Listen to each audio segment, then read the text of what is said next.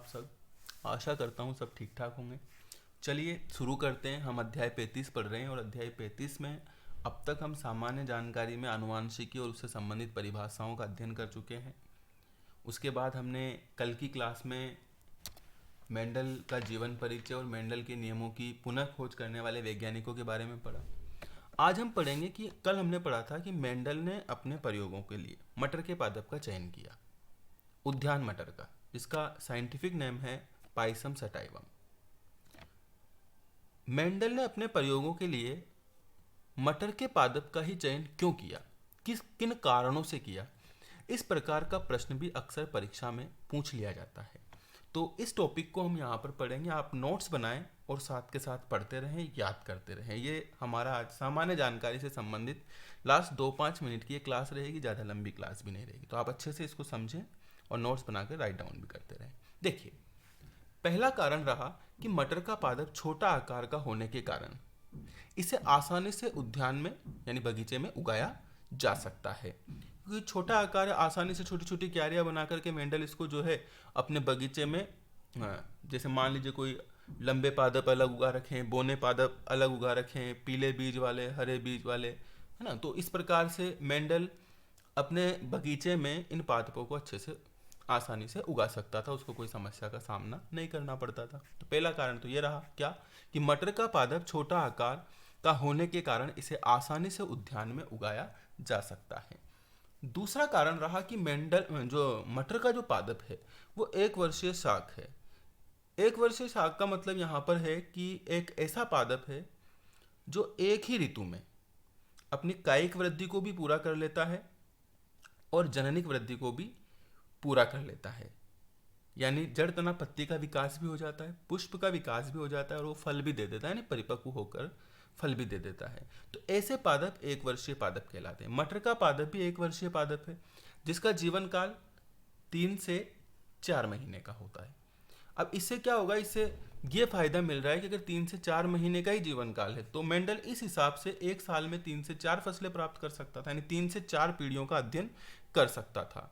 तो ये भी उसको मेंडल को एक फायदा इसमें दिखा मटर के पादप में, इसलिए भी मेंडल ने मटर के पादप का चयन किया। क्या है देखिए, एक बार फिर आप यही याद करें साथ के साथ। मटर का पादप 1 वर्षीय शाक है जिसका जीवन काल 3 से 4 महीने में पूर्ण हो जाता है, अतः कम से कम समय में इसकी कई पीढ़ियों का अध्ययन किया जा सकता है। देखिए, तीसरा भी प्रकट हो गया। तीसरे में है कि मटर के पादप में अनेक विपर्यासी लक्षण पाए जाते हैं। विपर्यासी लक्षण यानी कि विपरीत लक्षण। फॉर एग्जाम्पल, अगर मटर का पादप लंबा पादप देखने को मिलता है तो वहीं आसपास के क्षेत्र में आसानी से बोना पादप भी आपको देखने को मिल जाएगा। अगर आप मटर पीले बीज वाली मटर देख रहे हैं तो आपके आसपास के क्षेत्र में आप हरे बीज वाली मटर भी आसानी से देख सकते हैं। फूली हुई मटर भी देख सकते हैं आप, झुर्री हुई मटर, झुर्रीदार मटर भी देख सकते हैं ना, संकुचित मटर भी देख सकते हैं। कहने का मतलब है कि मटर के पादप के अंदर अनेक विपर्यासी लक्षण पाए जाते हैं और वो आसानी से उपलब्ध भी हो जाते हैं। उसके लिए कोई विशेष आपको जो है परिश्रम करने की आवश्यकता नहीं होती है। तो ये तीसरा बेनिफिट रहा, इसलिए भी मेंडल ने मटर के पादप का चयन किया। चौथी बात करते हैं, मटर एक द्विलिंगी पादप है। आप सब जानते हैं द्विलिंगी का मतलब कि इसमें नरजन्नांग भी पाए जाते हैं और मादा जन्नांग भी पाए जाते हैं। अगर एक ही पुष्प के अंदर नरजन्नांग और मादा जन्नांग दोनों ही पाए जाते हैं तो ये स्वपरागण की दृष्टि से अच्छा संयोग माना जाता है। यानी कि मटर का पादप एक द्विलिंगी पादप है जिसमें प्राकृतिक रूप से स्वपरागण पाया जाता है। तो स्वपरागण कराने में यहाँ मेंडल को कोई दिक्कत ना हो, इसलिए भी मेंडल ने मटर के पादप को प्राथमिकता दी। और अंतिम बात की, जो मटर के पादप का जो पुष्प है उसकी संरचना बहुत सरल है। नरजन्नांग और मादा जन्नांग पर्याप्त रूप से एक पुष्प में होते तो हैं, लेकिन पर्याप्त रूप से पृथक होते हैं। यानी कि अगर मेंडल पर परागण कराना चाहता है तो नर जन्नांगों को काटकर अलग कर देगा, जिसके कारण उसमें स्वपरागण नहीं होगा और अपने ऐच्छिक परागकणों को आकर के मादा जन्नांग पर छिड़क देगा। तो इस प्रकार से मेंडल मटर के पादप के अंदर, चूंकि उसकी पुष्प की संरचना क्या है, सरल है, तो वो आसानी से पर परागण भी करा सकता है। तो ये 5 मुख्य कारण रहे जिसकी वजह से मेंडल ने मटर के पादप का चयन किया। तो कभी पूछ लिया जाए परीक्षा में कि मेंडल ने मटर के पादप का ही चयन क्यों किया, तो आप इन 5 कारणों को ध्यान में रखें और याद करें आप इनको। अब आगे बढ़ते हैं। देखिए, विपर्यासी लक्षणों की यहाँ बात चली थी, तो विपर्यासी लक्षण कौन कौन से हैं। मेंडल के द्वारा जो विपर्यासी लक्षणों का चयन किया गया वो विपर्यासी लक्षण कौन कौन से हैं। तो देखिए वैसे तो मटर के पादप में 34 जोड़ी है ये, है ना, इसको जोड़ी कर लेना, 34 जोड़ी विपर्यासी लक्षण पाए जाते हैं, 34। लेकिन मेंडल ने 34 का स्टडी नहीं किया था। मेंडल ने इनमें से केवल 7 जोड़ी विपर्यासी लक्षणों का चयन किया था। अब यहाँ दो अलग अलग बातें हैं। मटर के अंदर कितने पाए जाते हैं विपर्यासी लक्षण, तो उसका जवाब 34 है। लेकिन अगर आपसे पूछा जाता है कि मेंडल ने कितने जोड़ी लक्षणों पर प्रयोग किया, तो मेंडल ने केवल इनमें से 7 जोड़ी लक्षणों पर अपना प्रयोग किया था।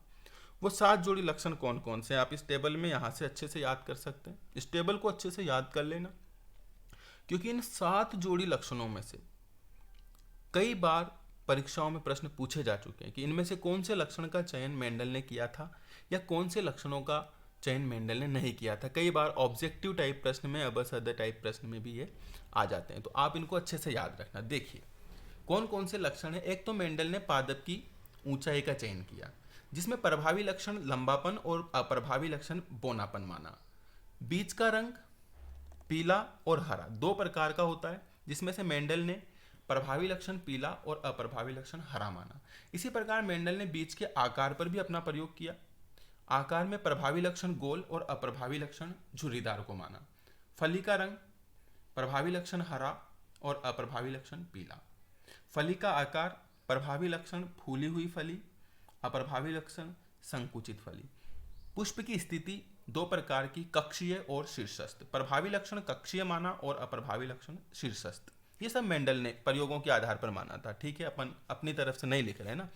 पुष्प का रंग 2 प्रकार का होता है मटर में, बैंगनी सफेद, जिसमें से मेंडल ने बैंगनी रंग को प्रभावी माना और सफेद रंग को अप्रभावी माना। तो इन सारे टेबल्स को आप अच्छे से याद कर लेना। 7 लक्षण जिनका चयन किया गया, ये लक्षण जिनका चयन किया गया, और ये विपरीत लक्षण, प्रभावी कौन सा था और अप्रभावी कौन सा था, इस टेबल को आप अच्छे से याद करेंगे। तो यहाँ तक ये सामान्य जानकारी की बातें होती है। अब आगे की कक्षाओं में अपन मेंडल के संकरण प्रयोगों से संबंधित अध्ययन करेंगे। आज के लिए इतना पर्याप्त है। नमस्कार।